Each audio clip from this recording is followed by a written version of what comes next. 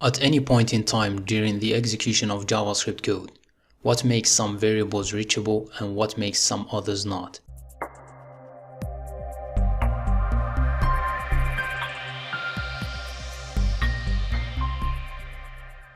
To answer this question, let's recall some of the essential concepts that we've been learning in the last videos. We've seen that the creation of an execution context happens in two different stages, which are the creation stage and the execution stage. During the creation phase, two main things are set. The first one is the creation of the variable environment, which is going to contain variables declared using the var keyword, and function declaration with their initialization, aka hoisting. The variable environment is also going to hold a reference to the outer environment, and if the execution context in question is the global context, then there will be no outer environment, and the outer reference is going to be set to null.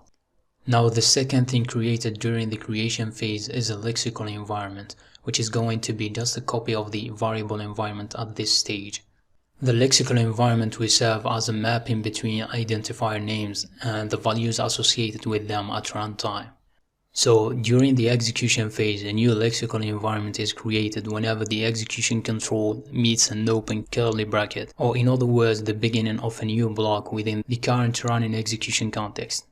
And as the execution goes, we'll have sort of nested structure of lexical environments that are linked together in a chain by means of outer references. This mechanism is often called the scope chain.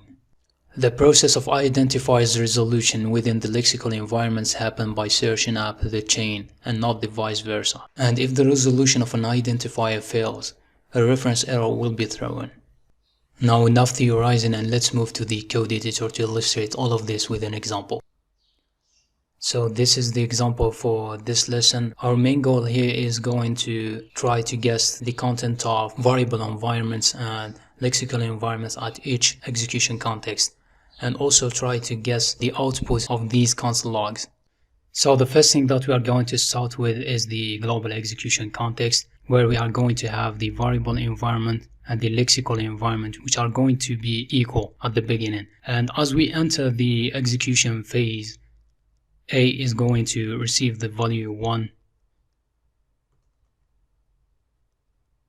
and the function is going to be skipped until we attain this point where we invoke the function x with the argument 3. At this point, we are going to create a new execution context for the function x. So same as for the global execution context, we have got variable environment and the lexical environment, and both of them are similar at this point of the time. I mean at the phase of creation. So we are going to have the b, which is the parameter of the function, that is going to be equal to 3, and c, which is going to be undefined, and e is going to be undefined because they were hoisted and because they were declared using the keyword var. And the outer reference is going to refer to the global environment. So now if we continue executing the code, c is going to receive the value 2, so we have to change the c value c to 2. Then we move on to the next line where a is equal to 10. At this point, when the execution thread tries to resolve the name of a, it's going to look for a in the lexical environment of the function.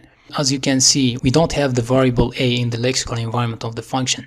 So what we have to do is to go through the outer reference, which is in this case the global environment. And when we reach the global lexical environment, we can find a. So we are going to change it to 10.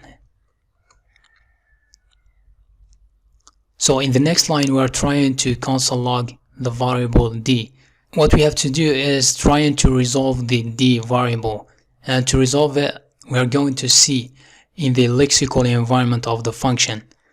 As you can see, at this point of the time, d doesn't exist in this lexical environment, so which means that we are going to again see in the global lexical environment. And when we see in the global lexical environment, we also don't find the variable d, which means that the resolution has failed. And because it fails, we are going to get a reference error on this line.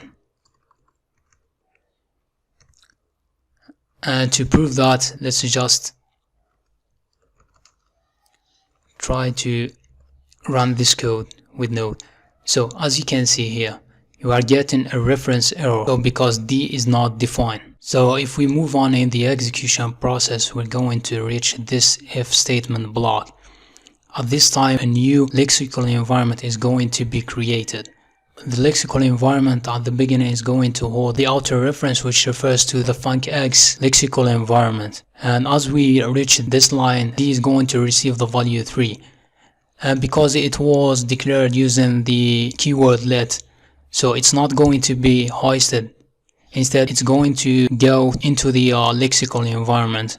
Now, the next line, the execution thread is going to resolve the name E. So first, it's going to see in the lexical environment. And as you can see, we don't have this variable E in this lexical environment of the if statement block. So we are going to go through the outer reference, which is the function lexical environment.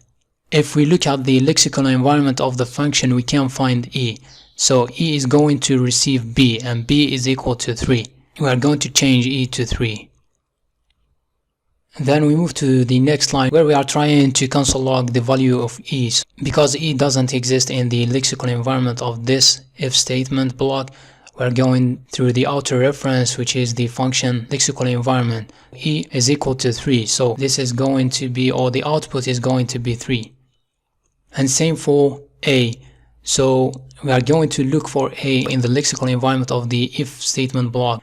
And because we don't have A on here, we are going to see the function lexical environment. In the lexical environment of the function, we don't have a variable named A. So we are going to go again through the outer reference, which is in this case the lexical environment or the global lexical environment.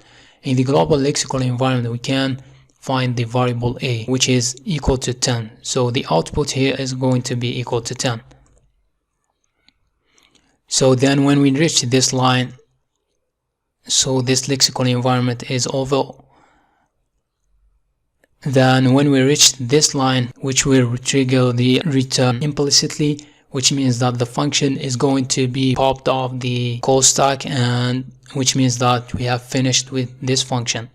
And finally, we have finished with the execution of the entire code. Now, if we save and try to run this code just to see, as you can see, the output is 3 and 10 as expected. Now, to answer the question that we've started with this video, what makes a variable reachable at a given time of the execution is the state of the lexical environments, and whether we can find the variable in question by searching up the scope chain. So this is it for today's lesson. Thanks for watching and see you soon.